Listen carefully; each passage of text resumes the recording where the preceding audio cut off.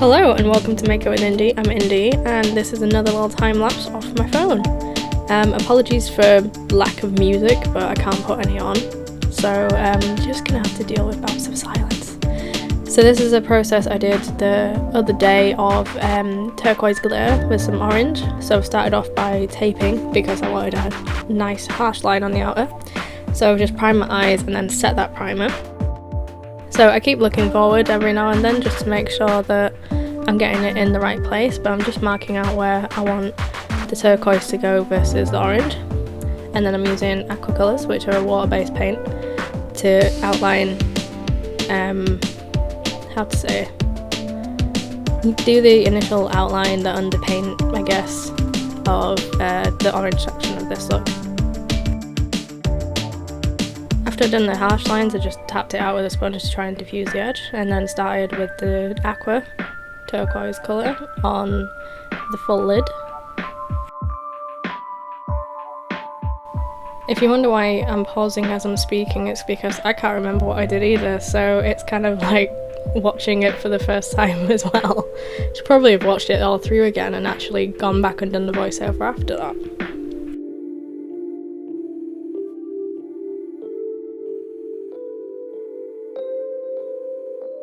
I decided to fill in the highlight area under the eyebrow with the turquoise paint as well. This also disguised the outer part of my eyebrow, so it meant I didn't actually have to faff about gluing them down or anything. The paint's thick enough to get rid of them, and my eyebrows are on the lighter side because I haven't dyed them in a while. So just refining the orange shape in between and then starting adding eyeshadows, so building up the intensity of the orange. So actually I'm adding yellow there to make it a bit lighter, but just varying in colours and really shading it. Using a mix of colours, so I used like orange and then I think it was like a wine colour, the darkest one, but it just adds to the overall depth of the colours and just makes it more visually striking and more pleasant to look at as well.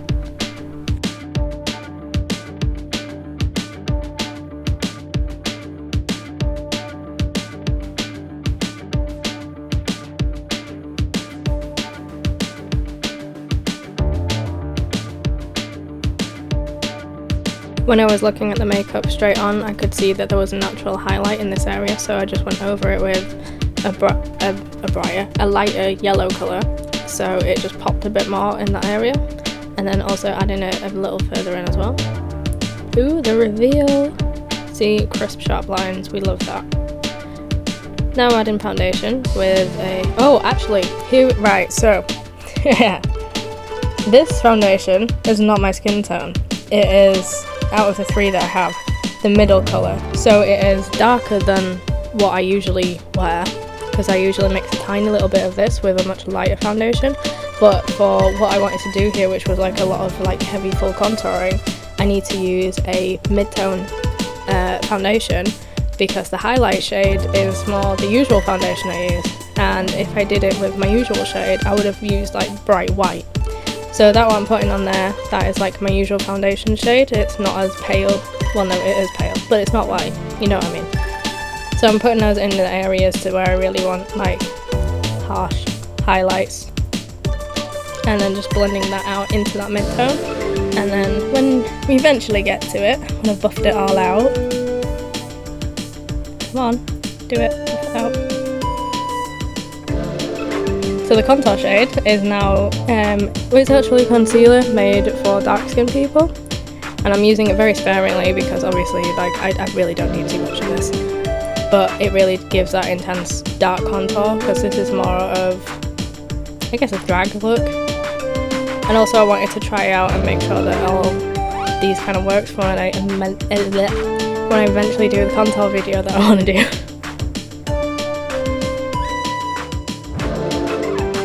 I didn't use a cream blush for this, so I'm just going ahead and setting it straight away with my face powder.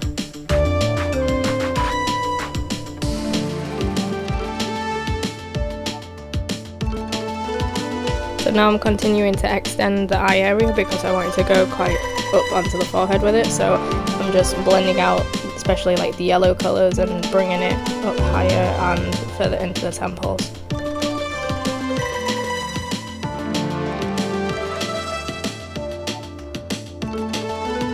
For a bit more balance as well, I started to contour the nose area with like, I think it was a paler orange, and then like deepened it up to the darker like burgundy colour that I'd used.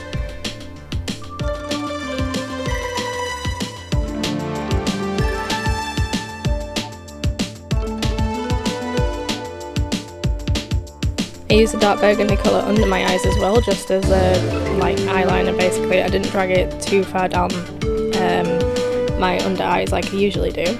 And then using a pink blush, which what's great about using a foundation darker than I usually do is that I can use much more intense blush colours and it doesn't look ridiculous. So I was really piling it on, and it's also got shimmer to it, which is really lovely, and then adding some highlighter as well onto the paler areas.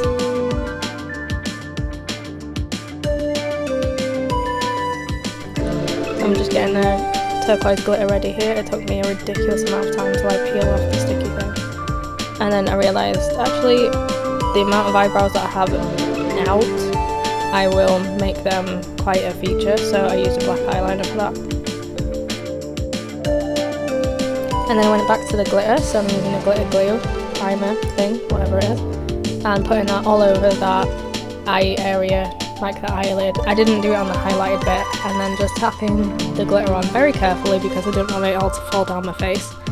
But it was a really good match of colours, as in the paint under it and the glitter.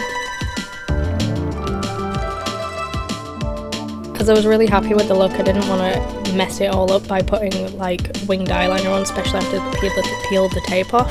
So what I did was just put some eyeliner on the inner corner of the eye, and then mascara, and use some falsies, which just go all the way across, and I managed to stick them to my eyelashes. Well, not to my eyelashes, but like along the lash lines, because typically when I wear false lashes I wear them at an angle, so it goes into the crease, so there would actually be like, you know, a couple of millimeters of the eyelid that you would see between the false lash and my actual eyelashes, but because I'm not wearing eyeliner I can't hide it with that trick.